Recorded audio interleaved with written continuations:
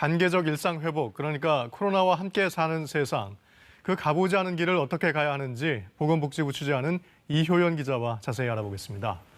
자, 이 기자. 네. 자, 일상으로 돌아가기 위한 논의, 이제는 시작할 때가 됐다는 거죠? 맞습니다. 지금 백신과 치료제 덕분인데요. 지금 국내 백신 접종 완료율이 60%까지 올라왔거든요. 예. 그리고 치료제도 미국에서 알약으로 개발돼서 FDA 승인을 지금 기다리는 중입니다.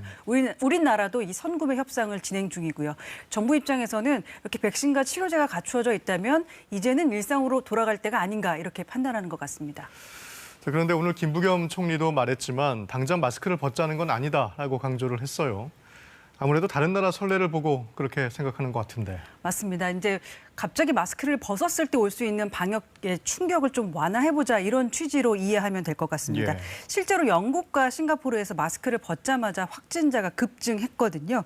이제 특히 백신을 맞지 않은 소아청소년층에서 확진자가 급증할 확률이 높고요.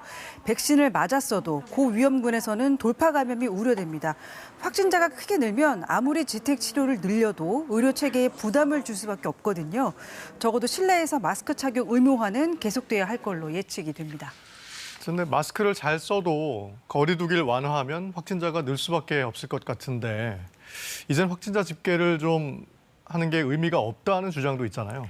맞습니다. 우선 그 확진자 집계 부분을 말씀드리면 방역 당국도 고민 중인데 네. 아마 집계는 하되 발표는 하지 않는 방향으로 갈 것 같고요. 아까 확진자가 늘 것이다라고 말씀하신 부분 그래프 보면서 설명을 좀 드리면 지금 현재 확진자를 2,000명대 수준으로 본다고 하면 단계적 일상 회복으로 가서 감염 재생산 지수가 5로 올라갔을 때 내년 여름에는 한 24,000명 또 예. 최악의 상황을 가정하게 되면 내년 5월에 8만 명을 넘어설 거다 이런 분석도 나오고 있습니다. 근데 하지만 이 영국 등 유럽 국가와 달리 우리나라 국민들은 마스크 잘 쓰고 있잖아요. 네. 그래서 유행 규모가 그렇게 크진 않을 것이다. 이런 분석도 있습니다.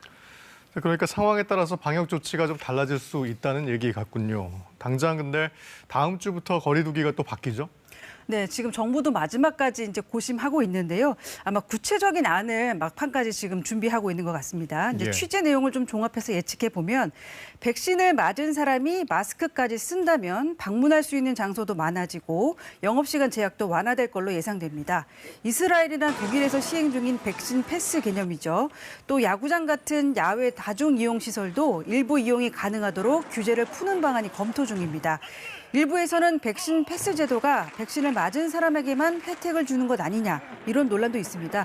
하지만 전문가들은 여전히 코로나19를 가볍게 봐선 안 된다고 하거든요. 그래서 백신 패스 제도는 백신을 맞지 않은 사람을 보호하기 위한 제도다 이렇게 강조하고 있습니다.